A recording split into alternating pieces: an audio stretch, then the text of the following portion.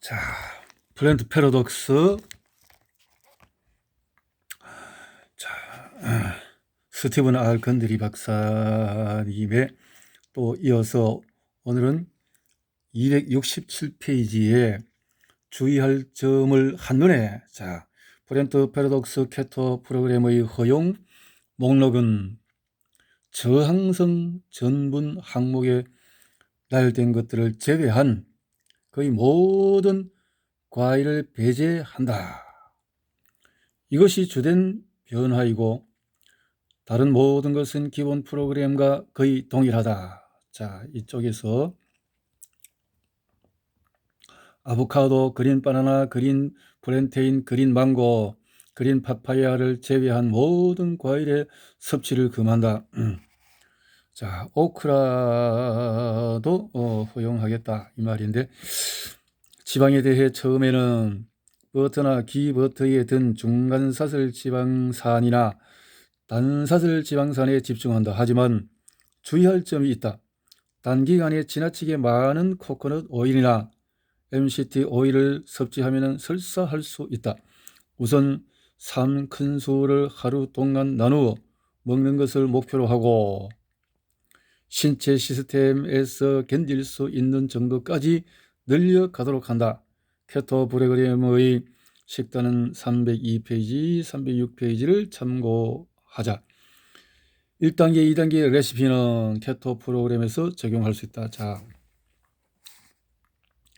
당신의 새끼, 첫 번째 삼시세끼 마카다미아가 좋다. 마카다미아 좀 비싸죠. 다른 견과류는 보충적인 역할을 맡는다. 유제품이 없는 코코넛 밀크, 빙과류는 허용되지만 산양류 아이스크림은 배제한다. 자, 코코넛은 되지만 산양류는 또 아직도 글리코뉴라민산 때문에 그런가 봅니다. 자, 넘어가서 다크 초콜릿은 먹을 수 있지만 90% 이상의 카카오를 함유하고 있어야 한다. 동물성 단백질 공급원은 하루 110g, 자연산 의류, 조개류, 연체 동물은 좋다. 암 환자라면 동물성 단백질을 모두 배제하도록 노력한다. 동물성 단백질에는 식물성 단백질 공급원보다 암세포가 이용하는 아미노산의 함량이 훨씬 높다. 당신이 먹는 잎채소, 덩이, 줄기, 식물, 뿌리 채소가 당신이 필요로 하지만 암세포는 사용하지 못하는 모든 단백질을 공급한다. 달걀 노른자는 거의 순전한 지방이다. 대뇌가 적절하게 기능하기 위해서 필요하다. 달걀 노른자 3개, 달걀 전분을 1개 이용해서 아보카도, 버섯, 양파를 넣어 코코넛 오일이나 기버터로 조리한 오믈렛을 시도해보라. 먹기 전에 울금을 뿌리고, 강황 종류죠. 울금을 뿌리고 기버터나 마카다미아 너트 오일, 들기름, 올리브 오일을 끼얹어 보라. 비건은 채식주의자보다는 한 걸음 조금 나선 일반 음식을 조금 먹는 팀들이죠. 비건은 하스 아보카도 반쪽을 소량의 코코넛 오일과 먹는다.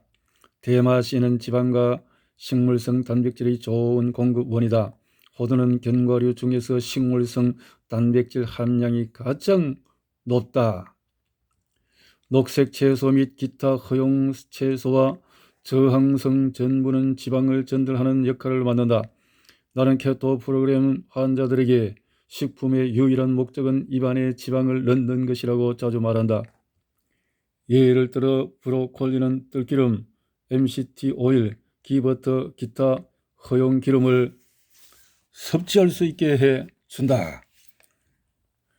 나는 샐러드를 올리브 오일, 들기름, 마카다미아 너트 오일에 흠뻑 적시거나 올리브 오일을 비롯한 다른 오일을 MCT 오일과 1:1 비율로 섞은 것에 흠뻑 적셔서 먹는다. MCT 오일은 아무런 맛이 없기 때문에 스무디에 넣기에 안성맞춤이다. 야, 이렇게 좋은 채소를 이렇게 기름에 듬뿍, 좋은 기름에 듬뿍 먹는 체질 습관이 되면 암 체질, 암이 좋아하는 음식은 단절된다는 거죠. 자, 지방 연소를 촉진하라. 간헐적 단식이나 끼니 사이의 간격을 늘리는 것은 케토 프로그램 초기에 대단히 효과적이다.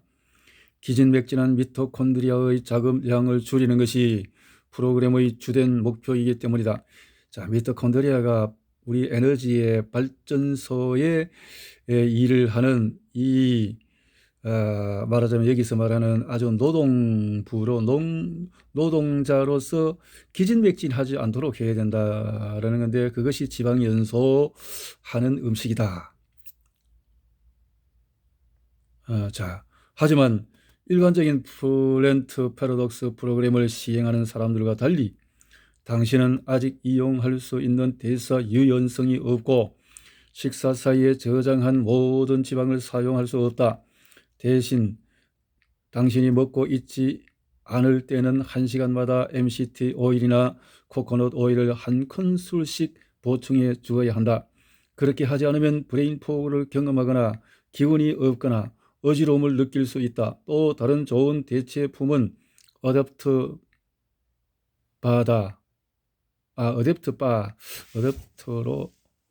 이 뭘까요? 자세히 봅시다.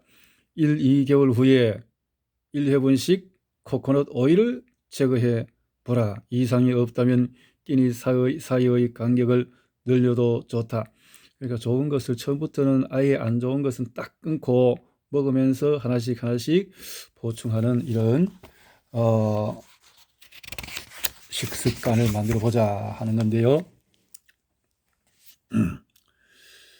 평생 가는 다이어트, 플랜트 패러독스 케토 프로그램을 얼마나 따라야 할까? 답은 정해져 있지 않다. 이 프로그램의 사용을 촉발한 상황에 따라 달라진다.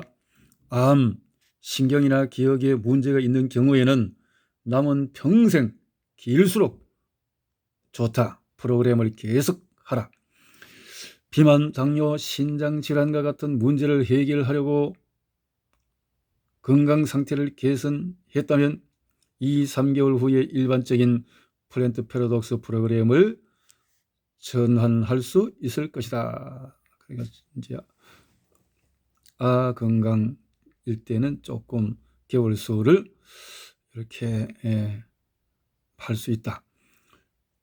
구정에서 다른 2단계에서 시작하라. 1단계는 아주 철저히 하고 그 다음에 2단계 조금 이제 벗어난 것을 만들고 이렇게 하는 순서로 돌아가 보자. 보다 자유로운 버전으로 전환했다가 상태가 정상에서 벗어나면 최대한 빨리 케토 프로그램으로 되돌아가야 한다. 다시 말해서 프로그램을 빨리 끝내는 것이 목표가 아니다. 당신이 평생 함께 할 수 있는 라이프 스타일을 만든다. 이렇게 생각해야 된다는 거군요. 어디에 있든 당신이 가지고 있는 것으로 할 수 있는 것을 하면 된다. 하루나 이틀 절제력을 잃었더라도 다시 궤도를 찾으면 된다. 건강이 차츰 증진되는 것을 경험하고 나면 다른 짓 할 생각이 들지 않을 것이다. 그렇죠. 이렇게 체질화 될 수 있는 지방 케톤 영양 에너지로 살아갈 수 있는 식생활을 만들어 보자 이 말인데, 자, 이제 11장으로 보충제는 무엇을 먹어야 하는가? 약 20년 전에 나는 보충제가 비싼 오줌을 만들 뿐이라고 말하고는 했다. 그것은 비타민, 미네랄, 폴리페놀, 플라보노이드 등 식물성 생리활성 물질 같은 식물성 화합물이 환자의 염증 생체 지표에 미치는 영향을 측정해 보기 전이었다. 그러니까 일반 의사분들은 이런 공부를 안 하기 때문에 당연히 이런 생각을 했는데 알고 보니까 그렇지 않더라. 이것은 너무나 중요한 영양소다라는 거죠. 나는 엔도파트 장치, 팔에 있는 혈관이 단시간의 혈류 폐색 이후 늘어난 혈류에 긍정적으로 반응하는 능력을 측정하는 FDA 승인 시스템 엔도파트 장치를 이용해서 환자들의 혈관 유연성도 측정한다. 이제 나는 이들 검사를 기반으로 환자들이 보충제 투약 방식의 변화가 있는지, 심지어 보충제 브랜드의 변화가 있는지도 알 수 있다. 영양 보충제가 왜 프렌트 패러독스 프로그램의 필수적인 요소인지 설명하겠다. 이 점을 설득하는데 미국 연방정부보다 더 나은 정보원은 없다. 미국 상원 문서 74에서 264의 한 단락을 그대로 옮겨왔다. 거기에 보면은 이제 놀라운 사실은 식품, 다시 말해서 식품, 더 이상 특정 필수 영양소를 충분히 함유하고 있지 않은 수백만 에이커의 땅에서 자라고 있는 과일, 채소, 곡물, 이런 놀라운 사실은 식품이 우리를 굶주리게 하고 있다는 점이다. 우리가 얼마나 많은 음식을 먹든지 말이다. 이 무슨 말일까요? 다시 말해서 이미 식품들이, 채소들이 아무리 많은 양이라도 영양소가 고갈되어 있는 상태이다. 그동안 너무 오랫동안 갈아 먹었기 때문에 NPK 비료만 사용하고 겉보기만 싱싱했지 속 내용은 이런 영양소가 없기 때문에 그렇다라는 겁니다. 자, 이런 주제로 강의할 때면 나는 언제나 청중에게 이 문서가 발표된 날짜를 추측해 보라고 말한다. 당신의 생각은 어떤가? 2000년? 1990년? 1960년? 이 보고서는 1936년, 무려 81년 전에 만들어졌다. 81년 전에 만들어진 지금으로부터 그렇게 오래게 됐는데도 그때도 영양소가 없었다면 지금은 어떠냐 이 말이죠. 그때도 과학자들은 우리의 토양에서 비타민, 미네랄, 미생물이 고갈되었다는 것을 알고 있었다. 화학 비료, 살충제, 살생물제, 라운드업을 사용하기 전의 일이다. 지금 우리의 토양에 무엇이 함유되어 있을지, 그리고 함유되어 있지 않을지를 생각하면 아찔하다. 1940년부터 1991년까지 채소와 과일의 미네랄 함량을 비교한 2003년의 보고서에 상세하게 나타나 있듯이 상황은 더 나빠졌다. 그것이 우리의 건강에 왜 그토록 중요한 문제일까? 내 프로그램을 프렌트 패러독스 프로그램이라고 부르는 것은 식물이 우리의 골칫거리이면서 동시에 구원이기 때문이다. 우리의 조상들은 계절의 변화에 따라서 연간 250종 이상의 식물을 먹었다. 이들 식물은 토양에 182cm 깊이로 뿌리 내리고 있었다. 박테리아와 곰팡이가 우글거리며 식물의 덩이, 줄기, 잎, 꽃, 열매 안에 미네랄, 식물 생리, 활성 성분을 전하는 놀라운 땅의 말이다. 우리 조상이 잡아먹었던 동물의 고기와 지방에도 이러한 생리 활성 성분이 함유되어 있었다. 그 동물이 이들 식물을 먹었기 때문이다.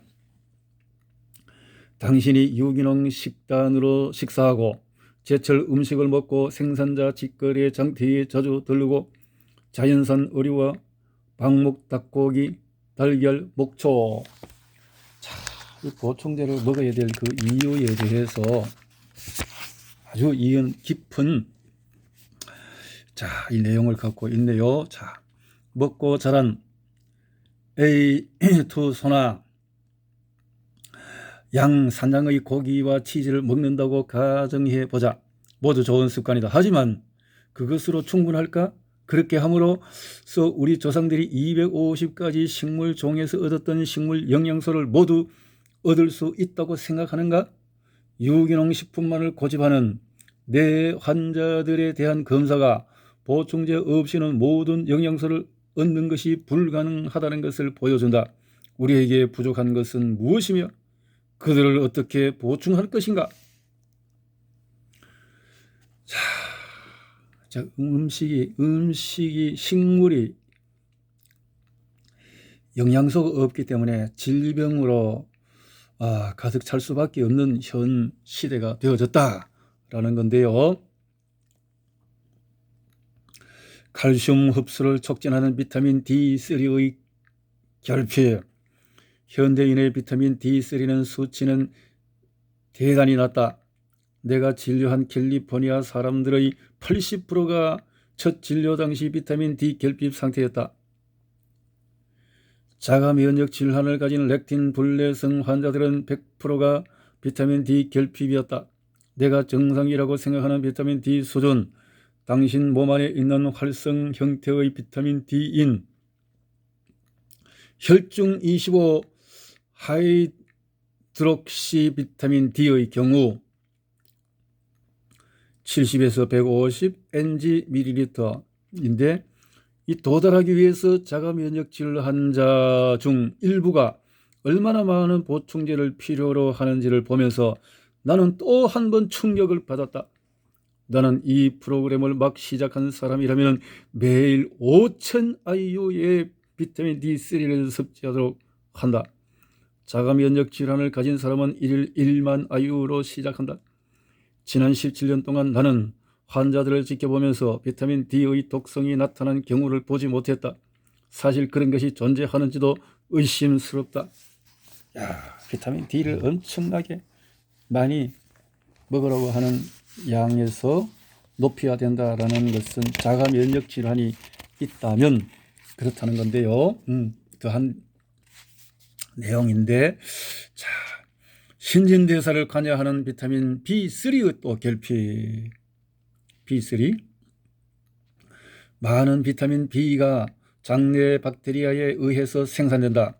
장의 열대 우림이 훼손되어 있으면 메틸엽산 폴산의 활성 형태인 메틸코발라민, 비타민 B12의 활성 형태, 때로는 메틸 B12라고 불린다. 이것이 결핍될 가능성이 높다. 더구나 세계 인구의 절반은 메틸렌사수소 엽산 환원 효소의 돌연 변이를 하나 이상 가지고 있다. 세계 인구의 절반이 뭔가가 결핍증이 있다라는 건데, 이것은 두 비타민의 활성 형태를 만드는 능력을 제한한다.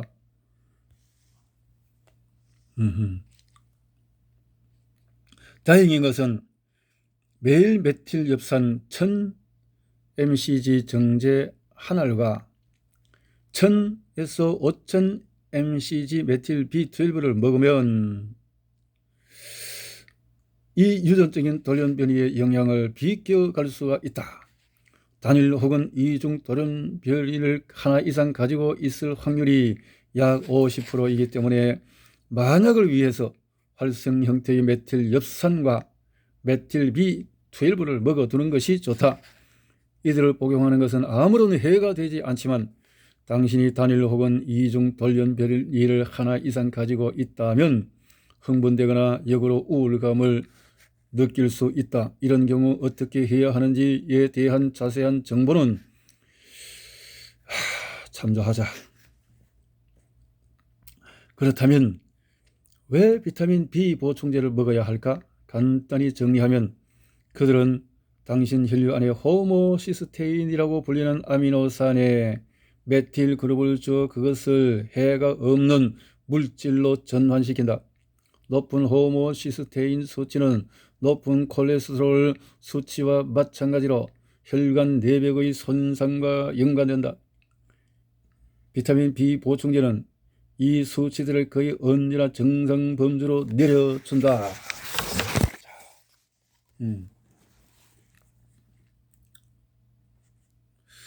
우리 몸에 필수적인 보충제 6가지. 몇 년 전 나는 건강하게 살려면 반드시 갖추어야 하는 보충제 6가지를 골라달라는 요청을 받았다. 다음은 그 목록이다. 자, 필수 6가지를 봅시다. 폴리페놀, 식단에 빠져있는 가장 중요한 화합물이 폴리페놀이라고 불리는 식물 생리 활성이다. 식물은 곤충을 격퇴하고 햇빛에 화상을 입지 않게, 그렇다 열매는 화상을 입는다. 그래서 하지 위에서 이들 화합물을 만든다. 이 때문에 폴리페놀은 당신의 장내 박테리아에 의해 대사될 때 매우 유익한 영향을 미친다. 동물 단백질 카르니틴과 콜린으로부터 죽상동맥경화증을 유발하는 트마오 트리메틸아민 N 억사이드가 형성되는 것을 막고 혈관을 확장시키는 효능이 있다. 내가 좋아하는 보충제 형태의 폴리페놀에는 포도씨 추출물, 소나무 껍질 추출물, 이것은 때로 피크노제놀로 시장에 나온다. 레스베라트롤, 즉 포도주에 든 폴리페놀이다. 코스트코, 트레이더조, 홀푸드, 온라인에서 보충제를 구할 수 있다. 내가 권하는 복용량은 하루에 포도씨 추출물과 레스베라트롤의 경우 1000mg, 소나무 껍질 추출물의 경우 25에서 1000mg이다. 녹차 추출물, 베르베린, 코코아, 파우더, 계피, 오디, 석류를 추가하면 좋다. 자, 이런 것들이 심장 활성에 도움을 주는 것들이다. 폴리페놀. 파이토케미컬 두 번째, 당신은 장내 미생물을 만족시킬 만큼의 녹색 채소를 충분히 섭취할 수 없다. 이 사실은 플랜트 패러독스 프로그램을 시작하고 나면은 녹색 채소를 먹고 싶다는 욕구가 기하급수적으로 커져 직접 체험하게 될 것이다. 우리를 살찌게 하는 나쁜 식품에 대한 식욕을 억제하는 경향은 녹색 채소가 가져다 주는 혜택이다. 예를 들어 시금치에 들어있는 파이토케미컬은 사람들이 가진 단순당과 지방에 대한 욕구를 극적으로 감소시킨다는 것이 여러 연구를 통해 드러났다. 자, 이렇게 녹색 채소, 특히 시금치를 생으로 많이 먹을 필요가 있다는 것을 생각해 봅니다. 이것이 시금치가 내가 아침 식사로 먹는 그린 스무디의 주 재료인 이유다. 시금치는 시중에 나와 있는 많은 녹색 채소 혼합 분말의 주 성분이다. 하지만 이런 파이토케미컬 분말에 대해 경고할 말이 있다. 나는 재료에 밀싹, 보리싹, 귀리싹이 포함되지 않은 녹색 채소 분말은 본 적이 없다. 곡물과 싹에 들어있는 렉틴은 절대 당신에게 필요하지 않다. 시금치 추출물은 500mg 캡슐로 구할 수 있는데 하루에 2알씩 먹으면 좋다. 자, 쓸데없는 것들을 첨가된 곡식 같은 것들을 포함하지 않은 시금치를 선택할 필요가 있네요. 자, 프리바이오틱스. 장관에서 벌어지는 일에 붙이는 이름들은 혼란스럽기 그지없다. 프로바이오틱스는 몸의 내부나 표면에 살고 있는 미생물을 이른다. 프로바이오틱스가 생존하고 성장하기 위해 먹어야 하는 화합물이다. 나는 이들 화합물을 프로바이오틱스, 씨앗에 주는 비료라고 생각한다. 영양소다 이 말이죠. 먹이다. 질경이 가루나 곡물의 껍질과 같은 변비 치료에 쓰이는 많은 화합물은 장을 자극하는 환화제가 아니라 장내 미생물의 먹이로서 일한다. 이 먹이는 미생물을 성장시키고 증대시켜 장 운동을 원활하게 한다. 더 흥미로운 것은 장내 깡패들이 질경의 껍질을 비롯한 섬유소를 먹지 못한다는 사실이다. 이 때문에 프리바이오틱스는 좋은 미생물에게 먹이가 되는 동시에 나쁜 미생물은 못 먹으니까 이제 굶어 죽는다 이 말인데요. 자, 최고의 프리바이오틱스는 프락토 올리고당이놀린이다. 엄마의 모유에는 갈락토 올리고당이라고 알려진 다른 중요한 프리바이오틱스가 들어있다. 갈락토 올리고당은 새로 태어난 장내 미생물의 먹이다. 모유는 인간뿐 아니라 모든 새끼를 기른다. 우리는 현실적으로 매일 많은 채소를 먹을 수 없다. 그래서 나는 이 문제를 해결할 수 있는 실질적인 방법을 고안했다. 질갱이 껍질을 먹어보라. 하루에 한 작은 술을 물에 타 먹는 것으로 시작해서 하루에 한 큰술로 늘려나간다. 온라인으로 갈락토 올리고당을 구입하는 것도 고려해보라. 좋은 브랜드는 바이뮤노와 프로바이오타임뮤이다. 매일 한 봉지 혹은 한 큰술을 복용한다. 거기에 하루 한 작은 술의 이눌린 가루를 추가한다. 감미료 저스트 라이크 슈거도 주로 이눌린이다. 그 다음에는 렉틴 차단제를 아무리 노력해도 반드시 혹은 의도치 않게 렉틴이 함유된 음식을 먹어야 할 때가 있다. 좋은 소식은 시중에 렉틴을 흡수하는 유용한 화합물이 많다. 정제 형태의 글루코사민과 MSM을 복용한다. 오스테오 바이플렉스나 무브프리와 같은 제품은 코스트코를 비롯한 대형 소매점에서 구할 수 있다. 걸핏하면 여러 감염증이 생기는 사람이라면 디만노스를 하루 2번 복용하는 것을 고려해 보자. 자, 크랜베리 주스에 터무니없을 정도로 소량이 함유되어 있다. 참고로 무가당 크랜베리 주스라는 말은 무시해라. 그런 주장은 이미 당이 많이 들어있어서 추가할 필요가 없다는 의미다. 자, 여기서 렉틴 차단제가 MSM, 자, 강황, 특히 조인트 모빌리티 이런 것에 들어있는 것을 봅니다. 자, 당 방어. 우리는 당의 홍수에 빠져있다. 친숙한 형태 외에도 고가당 옥수수 시럽과 과일을 비롯해서 급속하게 당으로 분해되는 단순 탄수화물까지 말이다. 나는 몇 가지 단순한 보충제를 추가하는 것만으로도 내 지시를 잘 따르는 환자의 포도당 수치와 당과 단백질에 대한 가면성 지수 수치에 큰 변화가 있는 것을 목격했다. 하지만 이는 6가지 다른 보충제를 구해놓고 먹어야 한다는 의미다.